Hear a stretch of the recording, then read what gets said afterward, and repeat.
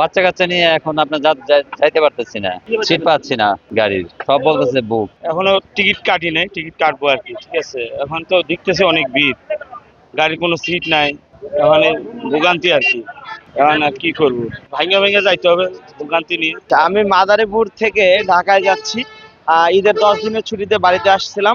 কালকে থেকে তো অফিস শুরু হবে, সেই জায়গায় টিকিটের দেখলাম যে আমাদের টিকিট পেতে অসুবিধা হয় নাই। আমরা 12টার টিকিট পেয়েছি এবং ভাড়া অ্যাজ ইউজুয়াল যেটা থাকে সেটাই আছে।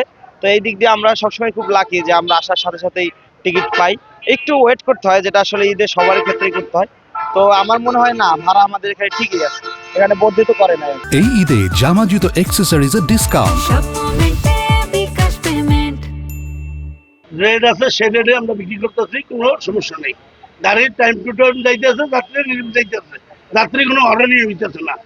যে ভাড়া 400 নিতেছি, 1 টাকা প্রমাণ দায় দিলে হারে জরিমানা করেন হইবে। যেটা রেট সরকারি রেট 400 টাকা নিতেছি আমরা। চাহিদা মতো আমাদের যে সিটের প্রয়োজন সেই সিট পাইতেছি না ভাই। এখন যে গাড়ির পর্যাপ্ত পরিমাণ আছে কিন্তু সব সিট ফিলাম। এখন আমরা যে পরিমাণ নিয়ে আসার জন্য দেশে আসছে তো সবাই আনন্দ ঈদ করার জন্য, কিন্তু ওইভাবে তো এখন কোনোটা সিট পাই না। ওইটা তো আমাদের কষ্টকর ওইটাই।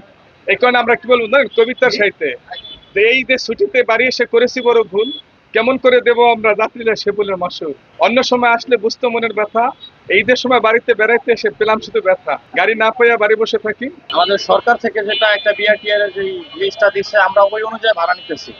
ওই জায়গা থেকে 395টা, সেক্ষেত্রে আমরা 400 টাকা নিতেছি যাত্রী থেকে। সিট পাচ্ছে না, দেখা যাচ্ছে আমাদের মাদারীপুরের টিম পরিবহন, তো এর থেকে যাত্রীর যাত্রীর পরিমাণটা বেশি আমাদের বাস থেকে।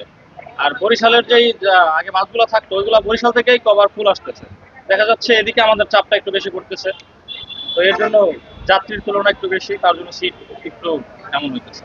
আজকে যে বিতর্কিত অবস্থা Madaripur, not only that, Madaripur পরিবহন জগতের যে ঈদের সময় বাড়তি ভাড়া নিয়ে কথা ওঠে, আসলে সত্যি কথা বলতে গেলে একটা সাইড থেকে খালি যায় আর একটা সাইড থেকে প্যাসেঞ্জার আসে।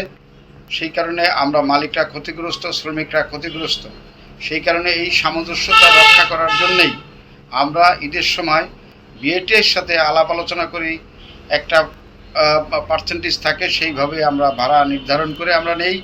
এবং সারা বছর বিআরটিএর যে এই ভাড়ার চার্ট আছে, সেই চার্টে যে টাকা আসে তার চাইতেও আমরা সবসময় ভাড়া কম নেই। সেই কারণেই সাধারণ যাত্রীরা মনে করে আমরা অনেক ভাড়া বেশি নিতেছি। আসলে এটা সত্যি না, কারণ এই পরিবহন জগৎটা একটা এই জগৎটাই হয়েছে মানব সেবার জগৎ। আজকে যদি আমাদের এই পরিবহন না থাকতো, মানুষ আসা যাওয়া করতে কত কষ্ট হইতো। আমরা যখনকার যে পরিবেশ, সেই পরিবেশ অনুযায়ী আমরা গাড়িও সেইভাবে বাড়ানো কমানোর চেষ্টা করি, যাতে মানুষ সেবা পায় এবং সুন্দরভাবে যার যার বাড়িতে আসা যাওয়া করতে পারে এই সময়ে। সেই কারণে কিন্তু আমরা কোনো বাড়তি ভাড়া এক্সেস কোনো কিছুই আমরা নেই না।